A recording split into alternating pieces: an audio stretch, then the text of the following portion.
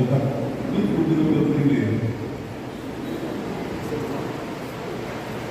Nós vamos ler novamente o versículo de número 3.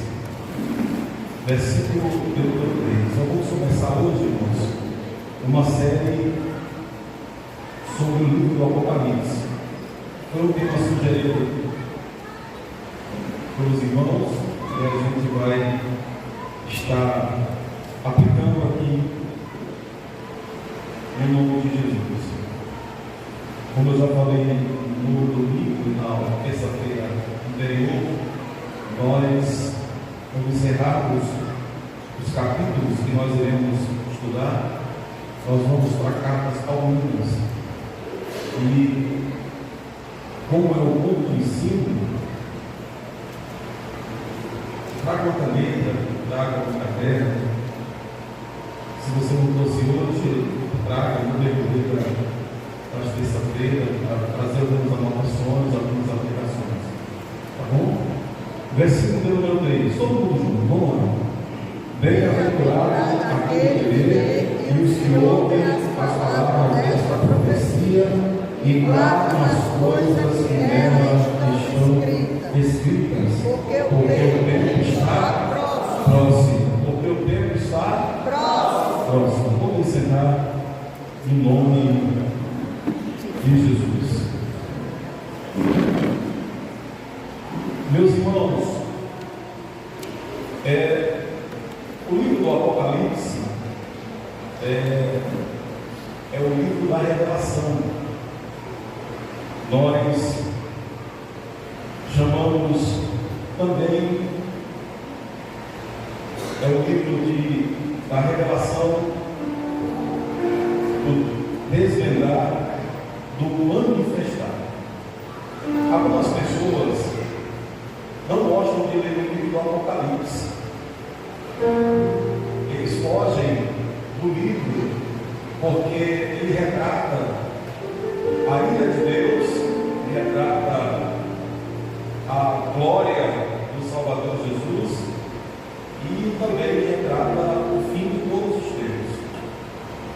Mas na verdade, aprenda isso, o livro do Apocalipse ele é para a igreja. É um livro para a igreja estudar. Não é para se fugir. Pelo contrário do que muitas pessoas pensam por causa do juízo de Deus e tem medo do livro do Apocalipse, mas o Apocalipse também traz uma revelação extraordinária que fala sobre a glória do nosso Salvador Jesus Cristo, a sua redenção, fala do seu poder, fala do trono, da vinda dele em glória.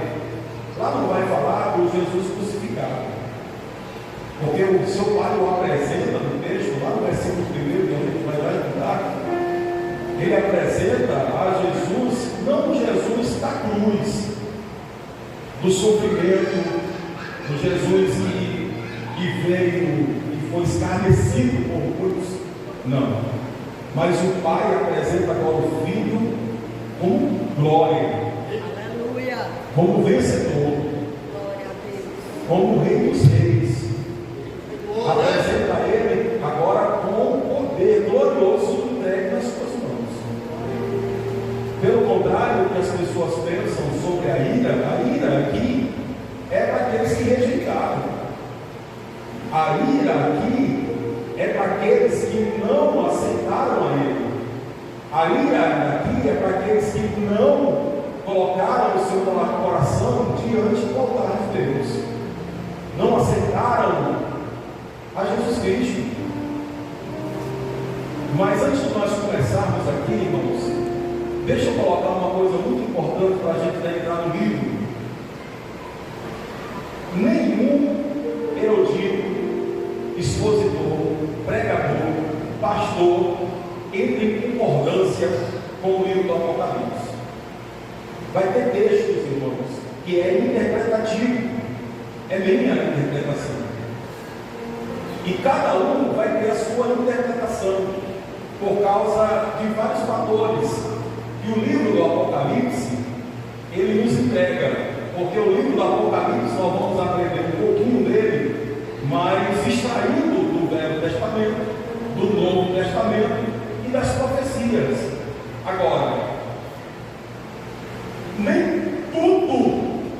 vai ter 100% de aprovação, como nunca teve.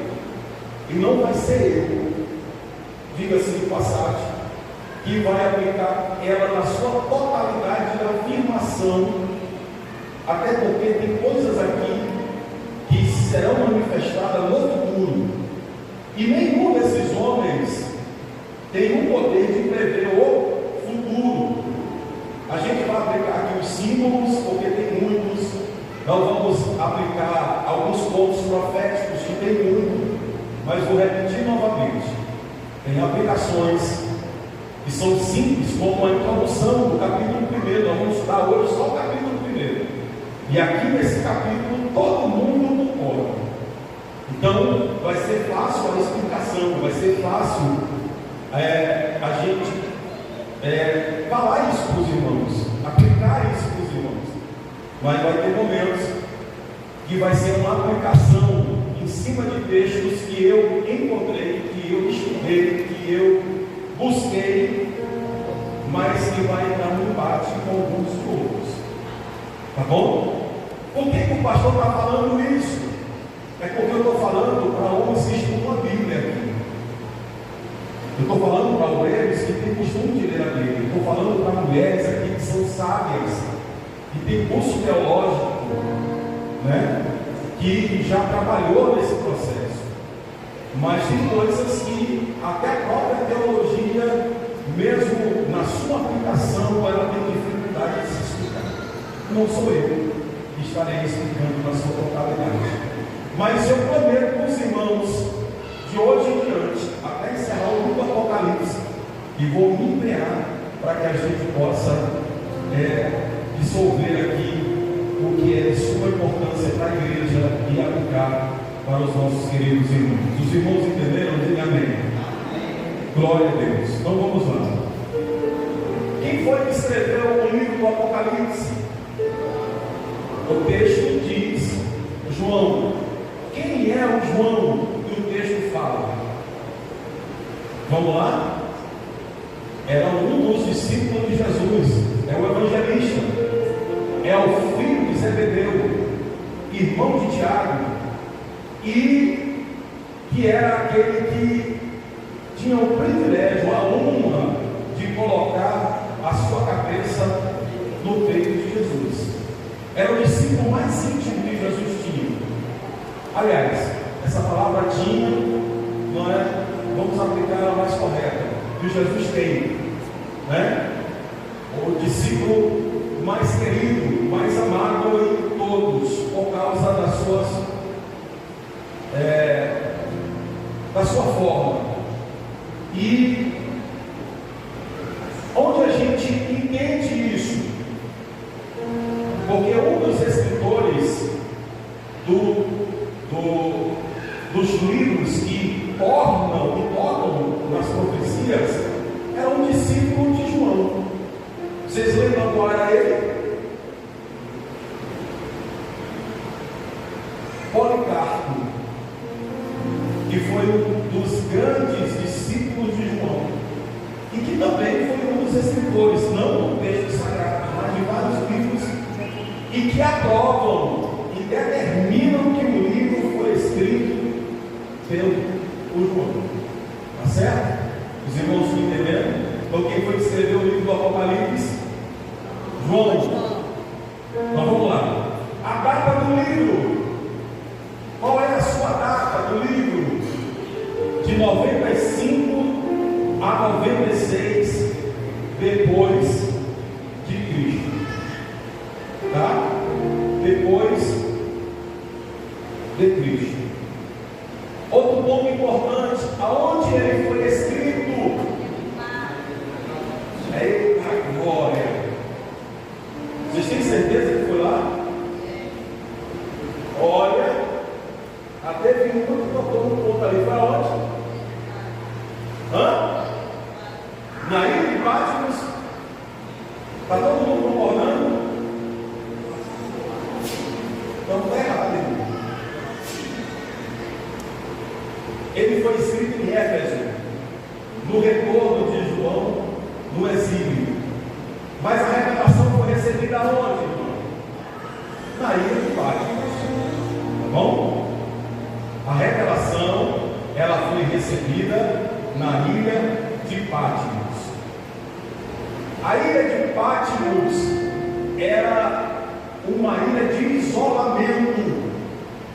A ilha de Patmos era uma ilha de isolamento, né? E às vezes eu já vi muita gente pregando dizendo que a ilha era um lugar dos prisioneiros, onde as pessoas estavam lá para trabalhar no trabalho forçado, na aplicação do trabalho.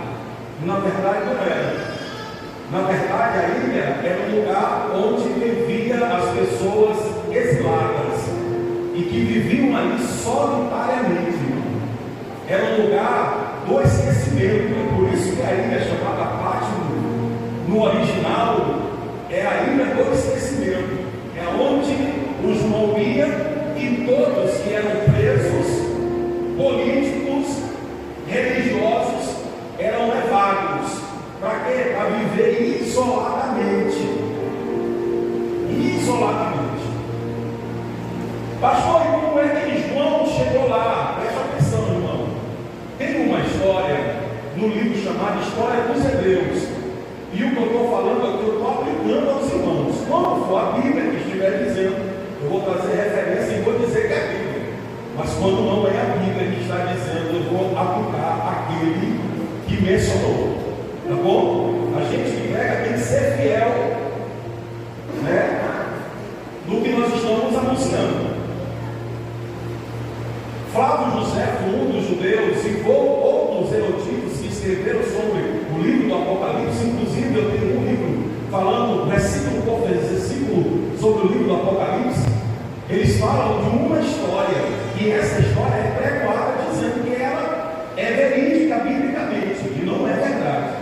É uma história tirada dos livros históricos que não são bíblicos, tá? Que não são bíblicos, são livros históricos que não fazem parte do canônico bíblico. Os irmãos estão entendendo?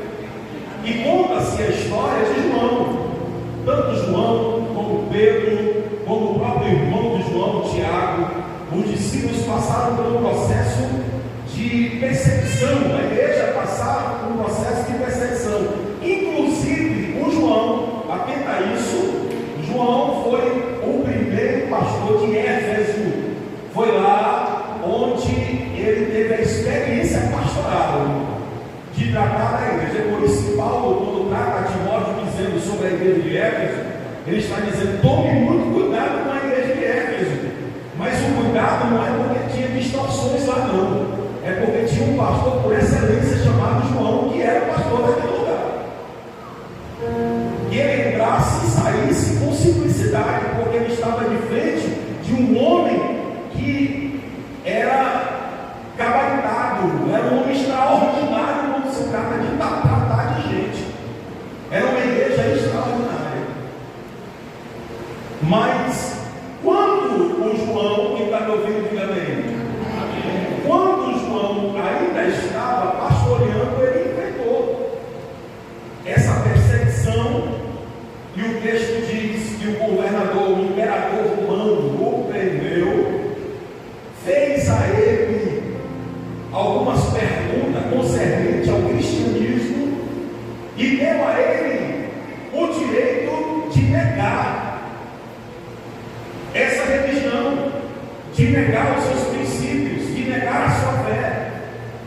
Mas a história conta que ele não negou, não abriu a sua boca, e ele retorna por 3 dias numa prisão a pão e água.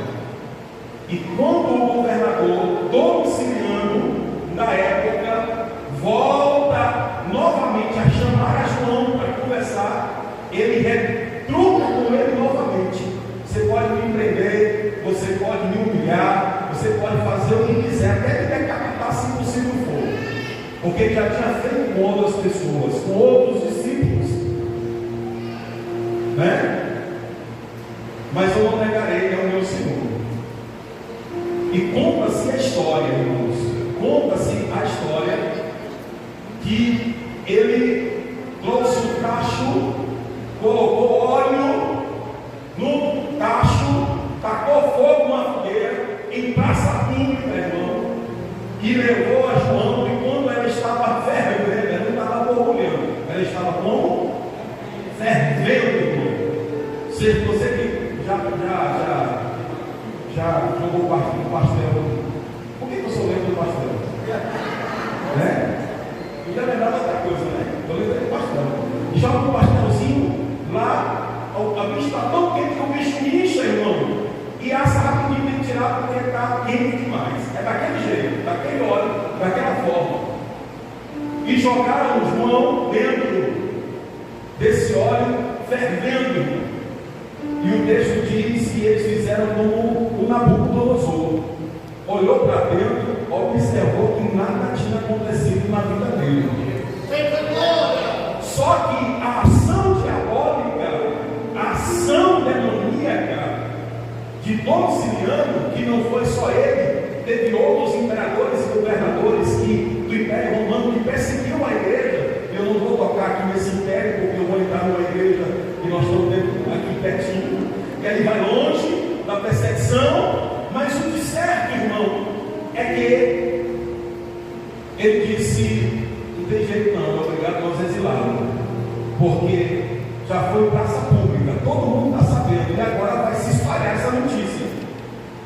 E o que eu tentei fazer agora virou contra mim. É o que nós estamos estudando sobre Mardoqueu. Você lembra da história? O cara fez tudo e para tentar matar o João, mas na verdade foi anunciar mais ainda o poder do Evangelho, irmão. Aleluia. E João foi levado à ilha de Pátimo, a ilha do esquecimento, a ilha do isolamento. E lá ele ficou. Eu ainda não fui em Jerusalém, mas ainda vou ver. Vou em nome de Jesus, eu não vou dela. Eu vou, cara. Oh, mas eu vou chorar. É um sonho, irmão. Mas eu vou dizer uma coisa para vocês. Eu tenho uma foto ali que me chama a atenção. Que lá na ilha de Pátimo, ainda hoje, há um lugar de visitação. E lá são várias cavernas. E uma dessas cavernas tem um nome, Apocalíptico. É ali onde João recebeu as suas revelações. É ali onde ele estava isolado. E todos os que vão para lá, e as pessoas mostram o lugar e dizem exatamente que aquele foi o lugar onde ele recebeu as revelações. Tá bom? Então vamos lá para o texto? Meu Deus, o horário já foi embora. Vamos para o texto, irmão. Apocalipse 1. Revelação de Jesus Cristo, a qual Deus lhe deu para mostrar aos seus servos as coisas que brevemente devem acontecer, e pelo seu anjo as enviou e as notificou a João, seu servo. Então vamos lá. Os irmãos que estudam a Bíblia, aqui é uma perfeita sintonia. De que, pastor? De Êxodo 20. Você sabe o que foi que aconteceu no Êxodo 20? Eu vejo silêncio na igreja. O que foi que aconteceu no Êxodo 20? Vamos lá. Êxodo 20, irmão, foi aonde o Senhor ditou para Moisés para escrever as palavras.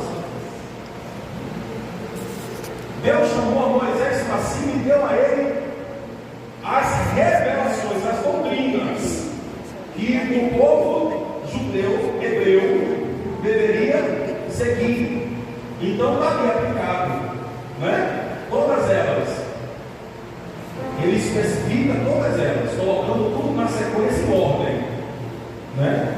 E a mesma coisa é tratada no versículo 1. O mesmo Deus que deu a revelação a Moisés está dando a revelação a Jesus Cristo. Porque muitas pessoas pensam que Jesus Cristo ele sabe o momento da sua vida, e na verdade o texto diz que não. Ele dado essa revelação, mas Deus queria agora dar ao seu filho as revelações do passado, as revelações do presente e quase 99% das revelações do futuro. Por que eu estou dizendo 99%? Porque tem muitos que são de meia hora, tá bom? Mas aqui Deus está querendo exaltar ao seu filho, que agora não veio para ensinar a humanidade, mas vem como leão. Ele vem agora como Rei dos Reis e Senhor dos Senhores. Deus está colocando o seu filho no seu devido lugar, colocando ele como Senhor de todo o ser humano na terra, como primogênito. Aleluia! Como primogênito. Isso é muito importante. E o texto por si próprio se explica. Vamos lá ler de novo. Versículo de número 1. Revelação de Jesus Cristo, a qual quem foi que deu? Para mostrar aos seus as coisas que brevemente devem, e pelo seu anjo os enviou, as notificou a João, o seu servo. Então Deus dá a Jesus, Jesus determina um anjo a entregar as revelações, e as revelações a entrega a João. No capítulo 1, tem pontos que são muito cruciais e importantes. Versículo número 2: o qual testificou da palavra de Deus e dos testemunhos de Jesus Cristo e de tudo que tem visto. Aí ele dá aqui um conselho extraordinário das bem-aventuranças, irmão. Não esqueça dos conselhos das bem-aventuranças. Ele diz: bem-aventurado aquele que, bem-aventurado aquele que, não está fraco, bem-aventurado aquele que, e os que, as palavras desta, e guardam as coisas que nela estão, porque o tempo está. Ele está dizendo bem-aventurado. Isso aqui não é só para guardar, é para aplicar. Bem-aventurado é vós que aplicam tudo que está escrito no livro desta profecia. Ele está dizendo claramente que não é só para a gente ler, não é só para a gente guardar, sim ou não? É para a gente aplicar. É para nós aplicarmos na nossa vida. O que nós mais ouvimos hoje é que os irmãos, eu guardei a palavra no meu coração para que eu não venha pecar contra ti. Não é assim? Eu só guardei, mas não apliquei. Se guardar e não aplicar, vai pecar. É uma verdade. Mas o próprio Deus, por intermédio do seu Filho, trazendo pelo Espírito Santo ao entendimento do ser humano, diz: ouça, guarde, mas aplique. Aplique na sua vida essas revelações. Não é só para ler, não é só para ouvir. Por que, pastor? Vamos lá para a Bíblia. Por que nós temos que aplicar, irmãos? Oséias 4:6, vamos lá. Quem sabe decorar? Isso é muito simples. Quem sabe decorar? O meu povo perece porque não tem, ou porque lhe falta conhecimento. É isso. Vamos ver se está boa mesmo. É glória. João 5:39, irmão. Vamos lá, João 5:39. Hã? Não. Esse é outro, irmão. João 5, vamos lá. João 5, o que vai ler aí? Vamos lá, Daniel, me ajuda. Bora. Terezinha, fala bem alto, dá o saco aí.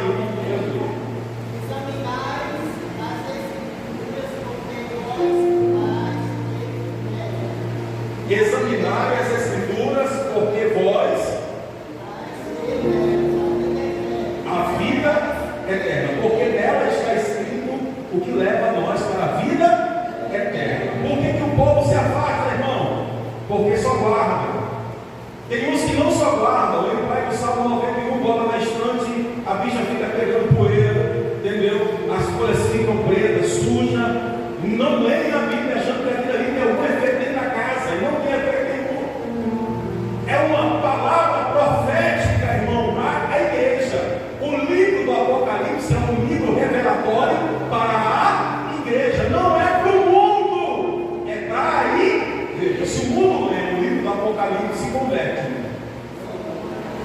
porque eles ficam tão temerosos que tem que se voltar diante de Deus. Nós vamos chegar aqui as figuras, os símbolos, as profecias do Velho Testamento, nós vamos ver tudo isso.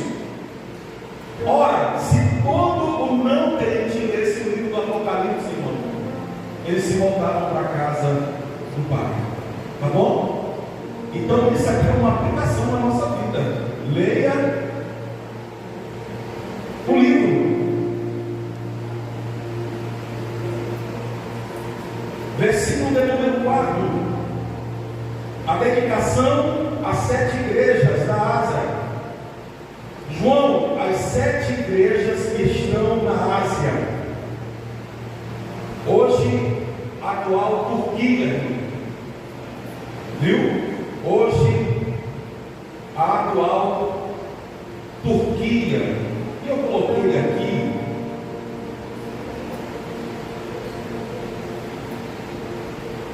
para a gente só colocar um ponto importante, é que lá no versículo 4 existiam povos reunidos de judeus, gentis, reunidos, e eu coloquei um ponto muito importante aqui. Quando ele declara graça e paz, quando ele diz graça, ele está falando para crente gentil, incluindo os gregos que lá existiam. Mas quando ele diz paz, ele está declarando também essa paz aos judeus que estavam naquele lugar. E aqui, nas viagens de Paulo, irmãos, ele por várias vezes passou por ali. E lá tinha umas situações que é muito importante a gente tocar, porque a igreja era uma igreja próspera espiritualmente, mas que vivia os seus desafios por causa da idolatria que existia naquele lugar. Por causa de que mais, pastor? Porque era uma área portuária e tinha muitos que iam e vinham, iam e vinham. E quando vai e vem, é como os cearenses São Paulo. Quando você vai almoçar em São Paulo, tem um cearense servindo. São muito migratórios, eles vão e vai. E vira-se uma cultura no meio, e a igreja enfrentava o mal dessa cultura, e também da idolatria naquele lugar. Então, prove a Deus, mandamos um pastor por excelência. Quem era o pastor de lá? Quem era? É João. Glória a Deus, todo mundo aprendendo. Deus seja louvado. Então vamos lá, vamos para o texto para a gente adiantar, porque senão a coisa vai desandar. Seja convosco da parte daquele que é e que era, que há de vir, e dos 7 espíritos que estão diante do seu trono. Ele está falando de quem? Ele está falando de quem? Jesus.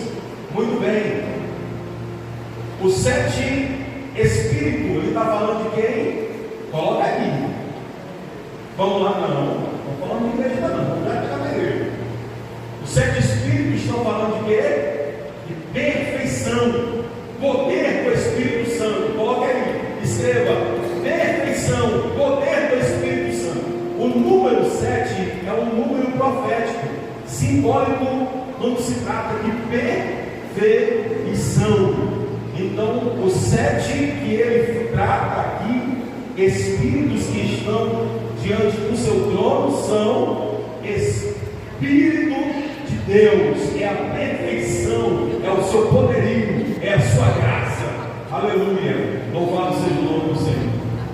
Amém? Glória a Deus. Versículo 5: e da parte de Jesus Cristo, que é fiel testemunha, o primogênito dos mortos e príncipe dos reis da terra, aquele que nos ama e em seu sangue nos lavou dos nossos pecados pecados, e nos fez reis e sacerdotes para Deus, o seu Pai. A Ele glória e poder para todos sempre. Amém. Nada mais e nada menos, João agora está tratando de falar do seu melhor amigo, com excelência e com palavras poderosas, porque Ele é o nosso Senhor, o nosso Salvador, o que venceu a morte, aleluia, que ressuscitou, se apresentou aos discípulos e prometeu que está indo, mas também vai voltar para buscar a sua igreja. João está aplicando, dizendo: olha, eu estou falando não é do Deus morto, eu estou falando e aplicando não é de um Deus que não fala, estou falando daquele que eu conheço, que eu sei que está desde o meu Pai, que é todo poderoso, que é o Salvador, que é o Supremo, que é o Príncipe da Paz, é o Conselheiro, é o Deus forte, aleluia, é aquele que vem agora para vencer, aleluia, e como vencedor, louvado seja Deus. Como diz o capítulo 12, está escrito na sua concha: Rei dos Reis e Senhor dos Senhores. Oh glória! Jesus é lindo ou não é? Não merece glória ou não merece? Aleluia! O capítulo 1 é mais introdução, irmão. Nós vamos tratar aqui mais um pouco. Aquele que nos ama, versículo 7: eis que vem com as nuvens, e todo o olho verá, até os mesmos que os transpassaram, e todas as tribos da terra se lamentarão sobre ele. Sim! Amém! O que é que amém significa, irmão? É o quê? Assim seja. E o que é que João está falando aqui? É um ato profético que vai acontecer. Aleluia! Não. Meu Deus! João recebe essa revelação divina do que vai acontecer ali na frente. Num pouquinho de tempo, aquele que há de vir, virá com poder e grande glória. E ele não está falando do arrebatamento da igreja, como é aplicado aos assembleanos, não. Ele está falando da segunda vinda de Cristo. Oh glória!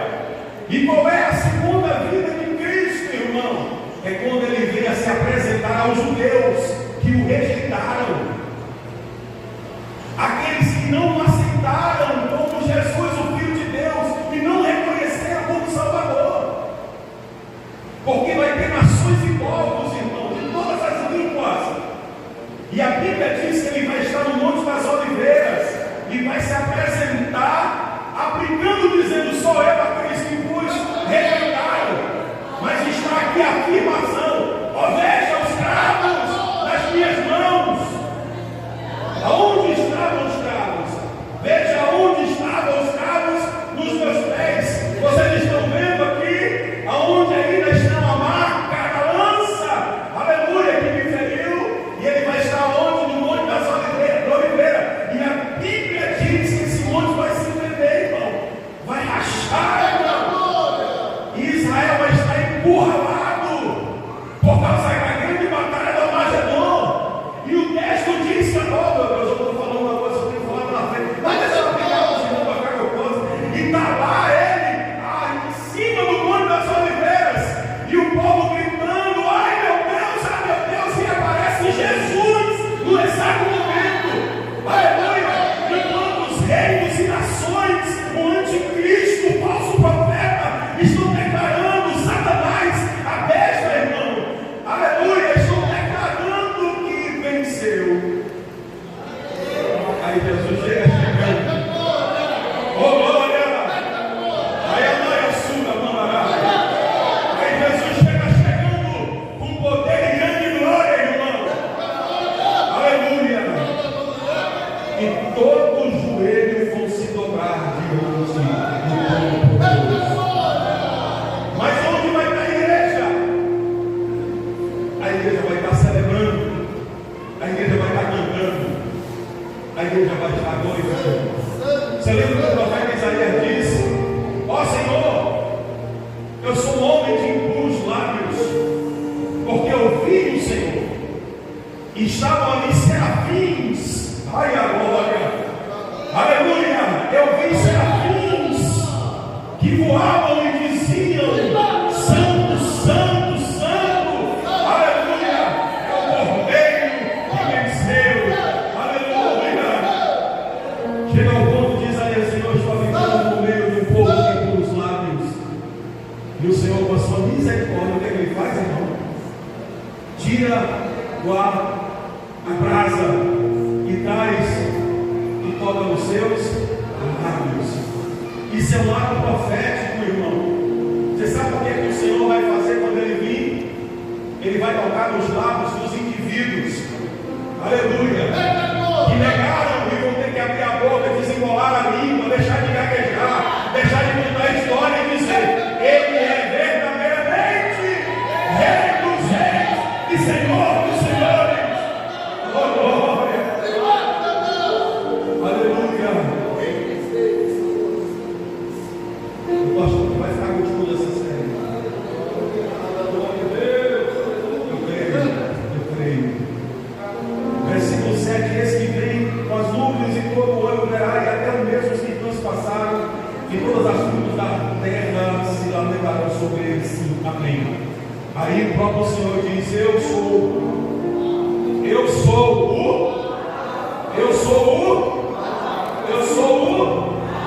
o ômega, o princípio, eu sou o fim, diz o Senhor, que é, que era e que há de vir, o Todo-Poderoso. Nós não servimos um Deus pequeno, não, irmão. Aleluia.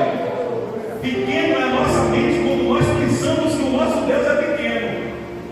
O nosso Deus que nos escolheu, conhecendo quem somos, que tem nos preparado todos os dias para o arrebatamento, e que o Espírito Santo tem cuidado de nós, é um Deus supremo, que nos ama, aleluia, que vela por nós, aleluia, que é o nosso advogado. É por isso que ele mesmo aplica dizendo: Eu sou, e não há outro, irmão. Eu sou, não há outro. Eu sou Alfa, eu sou Ômega, eu sou o princípio, eu sou o fim. Não tenho Deus. Não tenho Deus. Aleluia. Versículo 9. Vamos encerrar. Eu, João, que também sou vosso irmão, companheiro na aflição. Por que ele diz isso, irmão? Porque ele se coloca como servo. Deixa eu dizer um negócio aqui, porque isso aqui é doutrina também, não é não? Isso aqui é doutrina, irmão. O que a gente mais vê, irmãos, é gente que quando recebe poder, autoridade de alguém, em vez de murchar isso, vocês já viram isso? Deixa eu, está gravando isso, sim. Deixa eu colocar um negócio mais melhor, para ficar, se existe essa palavra, vou botar melhor, né? Tem gente, irmãos, que não pode receber o poder, que acha que é melhor que todo mundo. O pastor coloca no departamento, é melhor que todo mundo, é mais santo que todo mundo. Coloca para ser um líder de algo, ou ser um obreiro para sentar aqui em cima, e pronto, aí acabou, você não serve mais. Não serve para cuidar da igreja, não serve para limpar a igreja, não serve mais para visitar, não serve mais para lavar uma igreja, não serve mais para lavar o banheiro, não serve mais para colher uma oferta, não serve mais para dar um copo de água para a velhinha, não serve mais para fazer nada na igreja, porque agora está de gravata, agora está de terno, agora está bonitinho, vamos beber docinho, irmão. Mas o João que eu estou apresentando a você, que ele está aplicando na Bíblia, ele está dizendo: Eu sou servo e vou servo vocês. De maneira nenhuma ele se exalta em receber essa profecia. Ele se coloca como o bichão, o grandão, o gigante, não. Que por sinal, humanamente falando, irmãos, depois dele, de Paulo, era João. Então, se você estudar as cartas de Paulo e você estudar os livros 1 e 2 João, irmão, você vai ver essa sabedoria do homem desse. É extraordinário. Mas ele se coloca como servo. Diga para o irmão que está perto de você, deixa eu aplicar isso na sua vida. Irmão, você foi chamado para ser servo, chamado para servir. Aleluia. Lá fora você pode ser quem for, o melhor professor, pode ser o prefeito da cidade, pode ser o governador, pode ser o presidente, pode ser o que for, o empresário, o médico, o advogado, mas aqui dentro é servo. Aqui dentro nós somos todos para servir um ao outro. Ai, ai, açúcar, vem cá lá. Oh, aleluia. Aleluia. Nós somos chamados para servir. O nosso maior ministério é servir o rei. Oh, glória. Se você não serve para servir, não serve para ser servido. Fomos chamados para servir. Oh, meu Deus. E é só nessa época que nós estamos vendo isso. Agora João se aplica dizendo: eu, João, que também sou vosso irmão, companheiro na aflição, na dor, na angústia, porque o Evangelho, eu estou falando para dois novos convertidos. O Evangelho, ele não é um Evangelho de facilidade, como muitos pregam aí. O Evangelho é o Evangelho de renúncia. É de você olhar para si mesmo e renunciar ao seu erro, dizer: eu quero Jesus na minha vida e quero que Ele domine, que Ele controle, que Ele seja soberano na minha vida. E isso é uma dificuldade, humanamente falando, como nós somos, irmãos, como nós vivemos. E é por isso que o Evangelho não é fácil, porque ele precisa renúncia. E Ele está dizendo: eu sou irmãos e também das aflições. E na paciência de Jesus Cristo, estava na ilha chamada Patmos, no Mar Egeu, que fica ali mais ou menos 50. Eu posso errar aqui nessa numeração, porque não se bate, e é 55 a 60 quilômetros de distância, tá bom? Da Turquia, tá? Não bate muito a questão, porque não tem uma certeza na questão da quilometragem aqui, tá? Mas é mais ou menos isso. Por isso ele fala mais ou menos 55 a 57 quilômetros da atual Turquia, tá? Versículo 10. Você deixa eu terminar, que já deu 8 horas. Não, dá falta 10. Eu fui arrebatado em espírito no dia do Senhor. Que dia foi esse? Que dia foi esse? Vou beber água enquanto vocês pensam. Que dia foi esse?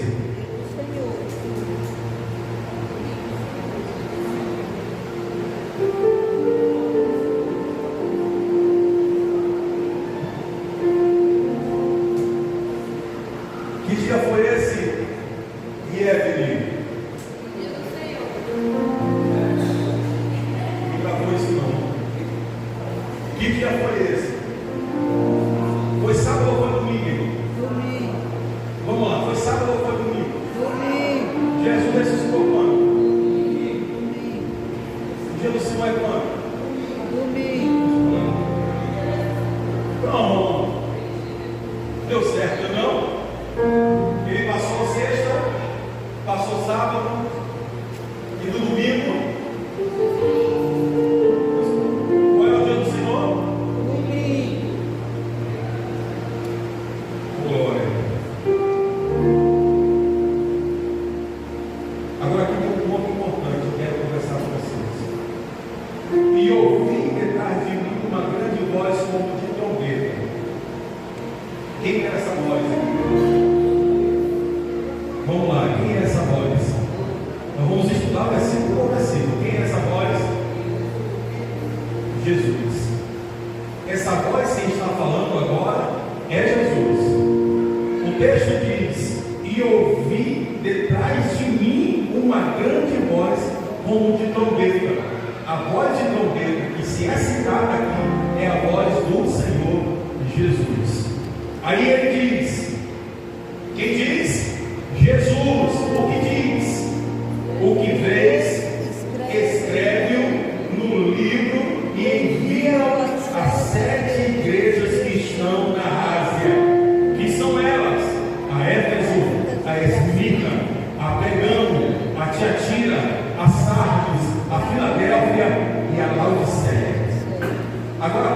Senhor quer tratar com a igreja? Por que Ele agora está aplicando o nome de cada igreja? Por que agora Ele está trazendo as 7 igrejas da Ásia Menor essa revelação? Vamos lá, irmão. Por quê? Porque cada igreja estava passando pelo seu momento difícil. Deus queria tratar com o anjo da igreja. Mas só que coloque aí no seu caderno: cada igreja dessa foi um tempo. Cada igreja dessa foi um tempo. Porque a gente lê e coloca aplicando que foi um dia após o outro.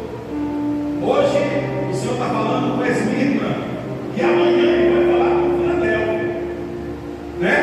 Hoje Ele vai falar com Laodiceia, e lá na frente Ele vai falar com Pegamo. E na verdade não é assim, irmão. Deixa eu explicar para os irmãos. Hoje nós temos celular que manda o WhatsApp, né? O Sedex vai de avião. Não é assim? Hoje está fácil para você mandar a mensagem e instantaneamente chegar em alguém. Nessa época não tinha. Nessa época o Policarpo, que era um dos discípulos de João, não é o nome dele? Como é o nome do homem? Pronto. Era uns do que tiveram a responsabilidade de ir de navio, de ir de jumento, de ir de pé, para entregar o que? A carta ao anjo da igreja. E aqui não era dado para o auxiliar, não era dado para o presbítero, não era dado para o evangelista, era direcionado ao anjo da igreja. E deixa eu dizer uma coisa: ele está me ouvindo lá dentro do ministério? Vocês estão me ouvindo? Há uma aplicação, e é muito importante a gente dizer isso. Todas as cartas que eram enviadas, elas eram seladas. Por quê, pastor? Por causa da curiosidade, irmão, que hoje está inflamando o coração todo dia. Naquela época tinha curiosidade, mas não era não. Porque se tivesse curiosidade, Davi não tinha chance de ter matado Golias, não? Porque se ele fosse curioso, ele tinha olhado assim, bicho, colocava o novo no matar. Não tinha. Mas mesmo assim, eles colocaram um selo para que não seja violado aquela correspondência, tá bom? Mas tinha dias, tinha tempos para essa carta chegar ao anjo da igreja. Os irmãos estão entendendo? Diga amém. Amém. Oh glória. Versículo 12. E eu vou falar de cada igreja. Vai começar agora no capítulo 2, na próxima terça-feira. 11, versículo 12. E virei-me para ver quem falava comigo, e virando-me vi 7 castiçais de ouro, e no meio dos 7 castiçais um semelhante ao Filho do Homem. Esses 7 castiçais, irmãos, está no versículo de número 20, que são o quê? Aí alguma coisa aí. Que são as 7, versículo 20, a parte B, vamos lá. São as 7.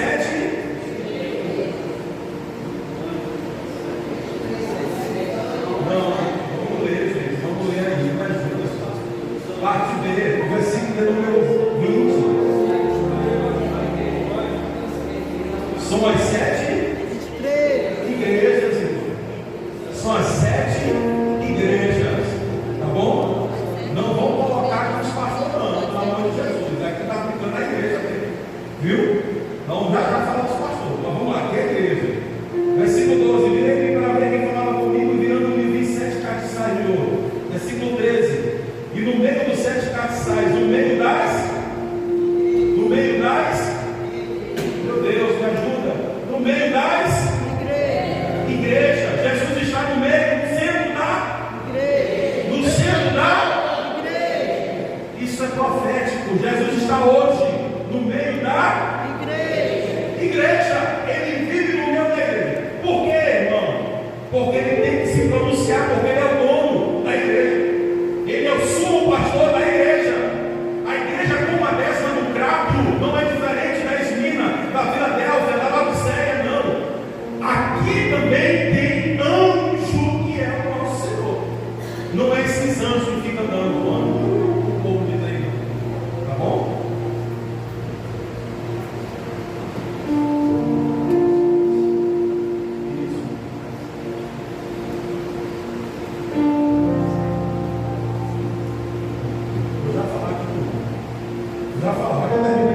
Então vamos lá, irmãos. Quem entendeu, diga amém. Jesus está no meio da igreja, está no centro da igreja. Você acredita nisso? Amém. Quem rege a igreja não é um pastor, irmão. O pastor é o mordomo. É só aquele que cuida.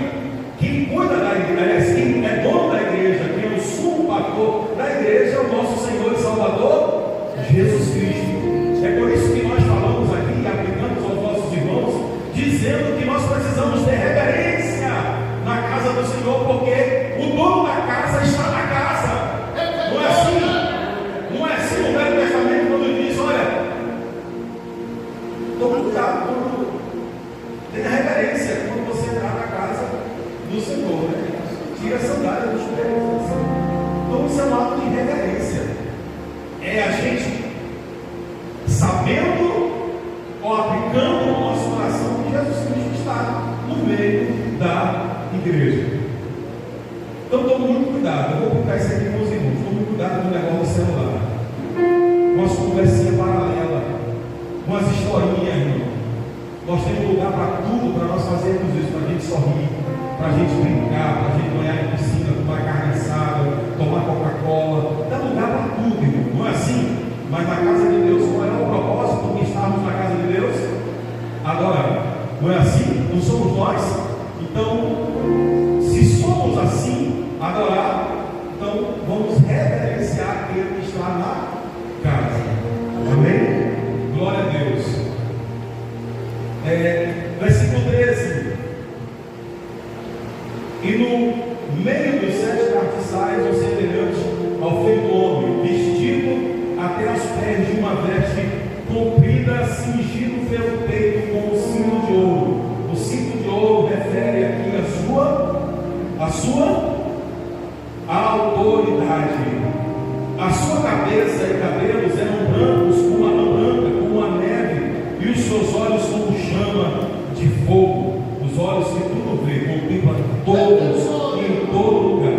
E os seus pés são semelhantes a latão reluzente, como se tivesse sido refinado numa fornalha, e a sua voz como a voz de muitas águas. Deixa eu falar um negócio aqui, para encerrar. Você sabe por que Jesus gostava de estar na beira da praia? Para pregar? Porque a água do livro profético do Apocalipse fala de multidões, tá? E nós vamos falar lá na frente sobre isso. Mas por que Jesus Cristo gostava de estar na beira da praia? Porque não tinha o microfone que nós temos hoje, né? Então ele ia para o barquinho, empurrava o barquinho um pouquinho para o mar, ou para o lago, ou para o rio, e lá no meio Jesus falava e dava esse eco, que os microfones não hoje. Naquela época não tinha, mas hoje nós temos, facilita. Mas Jesus, com a sua soberania, né, a sua sabedoria, multidões que estavam ali ouvia com excelência, como estão me ouvindo hoje por internet dessa aparelhagem de som. Olha que coisa interessante. Ele está dizendo claramente, e ele tinha na sua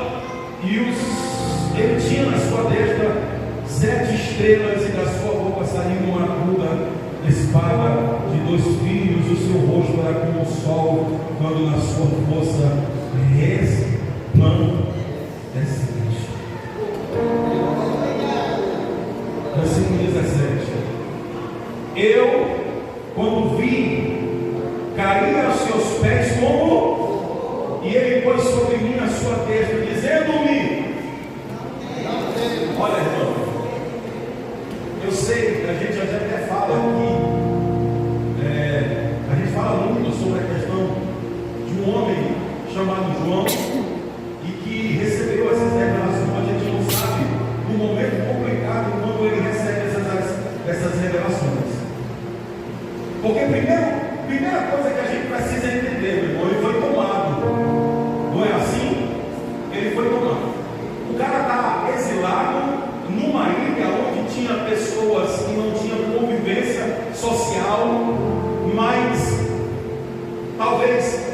tenho eu, isso aqui é eu.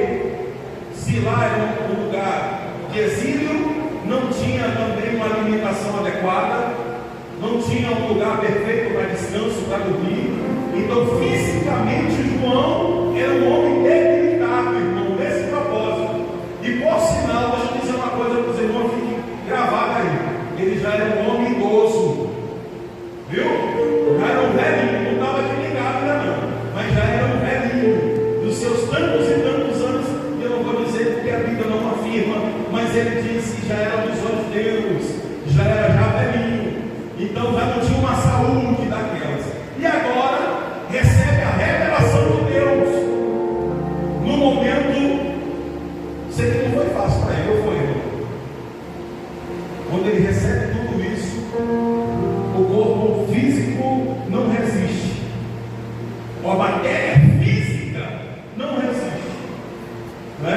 É igual o irmão Francisco, quando estava colocando o tijolozinho lá, a diabetes foi lá para cima, a pressão foi quase para 23, 25, né, irmão Francisco? Ele disse: pastor, eu não dou conta não vou nem comer, eu vou para casa.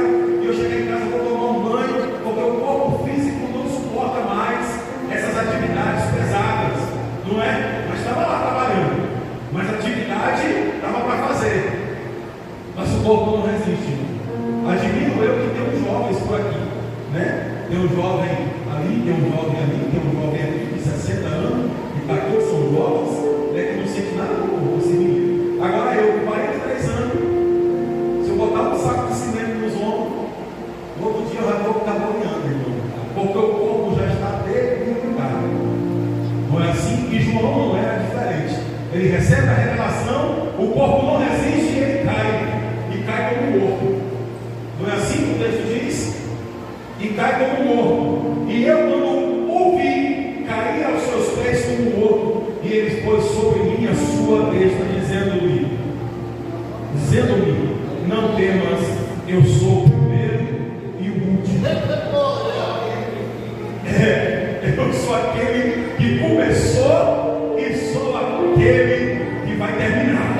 Aleluia. Eu sou aquele que determinou a formação da terra e humana, mas eu sou o mesmo Deus que vou dar ordem para que se abram os livros e que essa terra se enrole como um rolo, aleluia, para se tornar uma nova terra, um novo céu. Eu sou o último, não há outro. Eu sou o último. E o que vive e fui morto, ele se aplica. Eu que vive e fui morto, mas eis aqui que estou vivo para todo o sempre. Amém. E tenho as chaves da morte do inferno.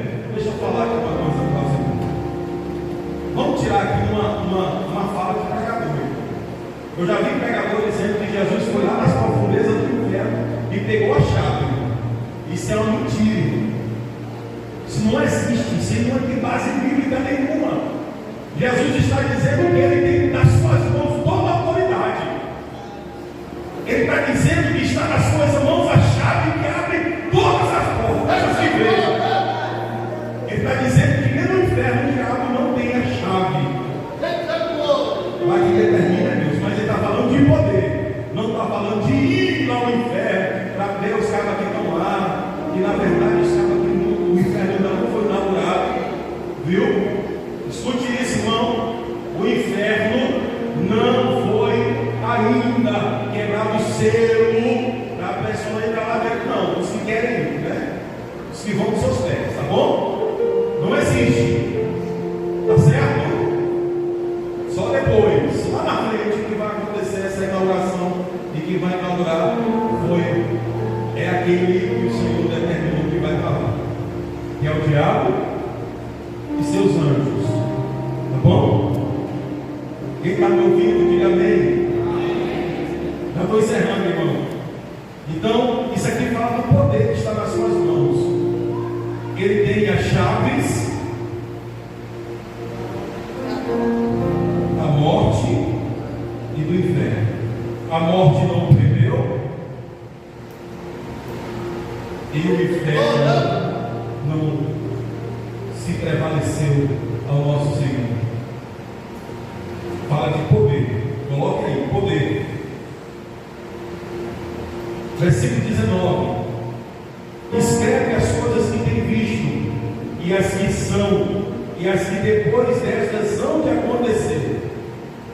Olha, irmão, ele está dizendo: escreve as coisas que vistes, né? As coisas que você vivenciou, as coisas que você observou, que você olhou, escreva. Lhe deu também autoridade para fazer o quê?